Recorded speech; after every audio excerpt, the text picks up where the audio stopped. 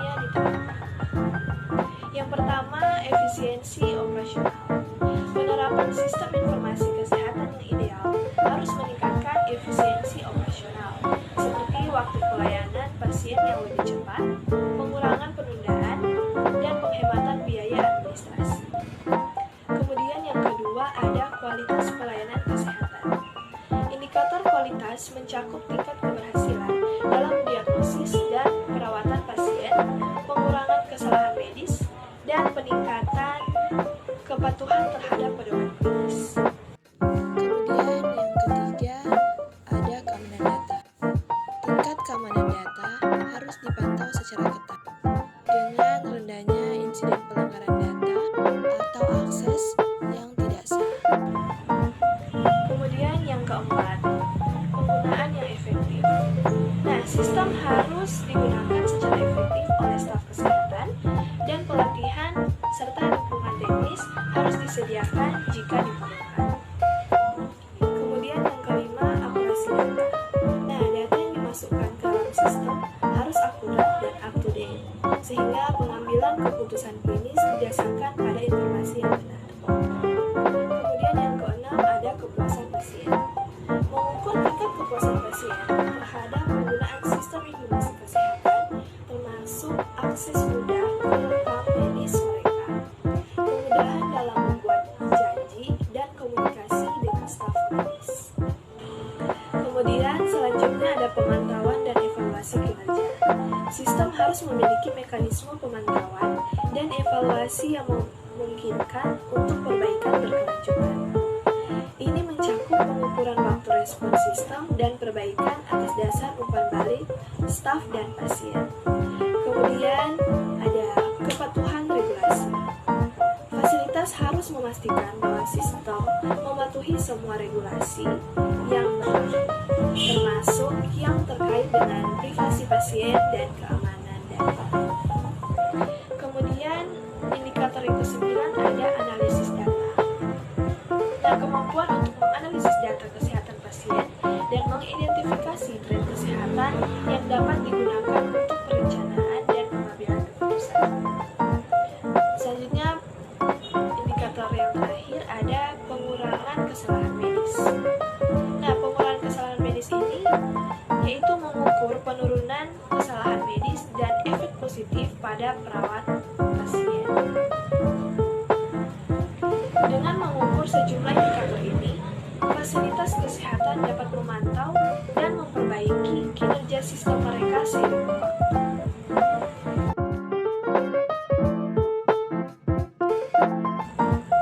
Pengelolaan sistem informasi kesehatan di fasilitas pelayanan kesehatan memiliki beberapa tanggung jawab utama. Yang pertama ada pengumpulan dan pengolahan data. Pengelolaan sistem informasi kesehatan bertanggung jawab untuk mengumpulkan, menyimpan, dan mengelola data kesehatan pasien dan fasilitas pelayanan kesehatan. Ini termasuk informasi medis, riwayat pasien, jadwal perawatan, dan lainnya. Tanggung jawab yang kedua ada keamanan data. Nah, melindungi data kesehatan dari akses yang tidak sah atau kebocoran sangat penting.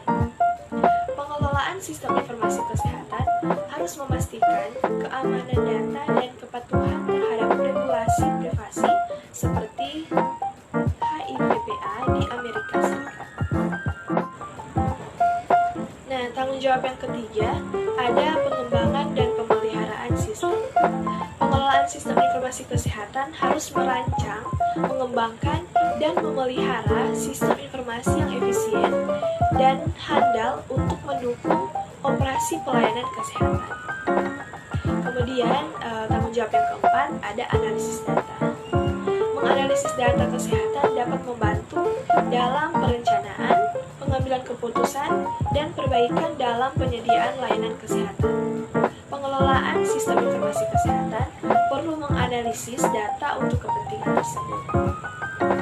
Kemudian yang kelima ada pelatihan dan dukungan. Memberikan pelatihan kepada staf pelayanan kesehatan tentang penggunaan sistem informasi serta memberikan dukungan teknis jika terjadi masalah. jawab yang keenam ada integrasi sistem.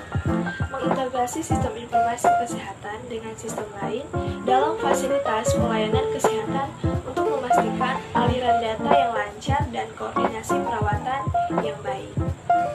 Kemudian tanggung jawab yang ketujuh ada kepatuhan regulasi.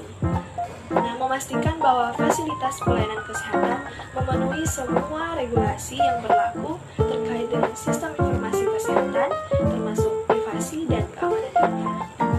Dan tanggung jawab yang terakhir ada perencanaan dan strategi. Membantu dalam merencanakan strategi jangka panjang untuk pengembangan dan peningkatan sistem informasi kesehatan yang sesuai dengan kebutuhan fasilitas pelayanan kesehatan. Tanggung jawab ini penting untuk memastikan bahwa informasi kesehatan pasien dikelola dengan baik, privasi dijaga, dan pelayanan kesehatan berjalan dengan baik. Nah, seorang sarjana kesehatan masyarakat bisa menjadi pengelola sistem informasi kesehatan di fasilitas kesehatan atau Fasinkes. Menurut saya, seorang sarjana kesehatan masyarakat memiliki pengetahuan yang relevan dalam bidang kesehatan masyarakat dan sistem informasi kesehatan. Mereka dapat menjadi pengelola sistem informasi kesehatan di fasilitas kesehatan atau Fasinkes jika mereka memiliki keterampilan tambahan dalam manajemen informasi dan teknologi serta pemahaman yang kuat tentang kebijakan kesehatan. Nah, pengelola sistem informasi kesehatan bertanggung jawab untuk mengelola dan menganalisis data kesehatan, mengkoordinasikan informasi yang relevan untuk meningkatkan pelayanan kesehatan. Jadi, kombinasi pendidikan dalam kesehatan masyarakat dengan pengetahuan teknologi informasi dapat menjadi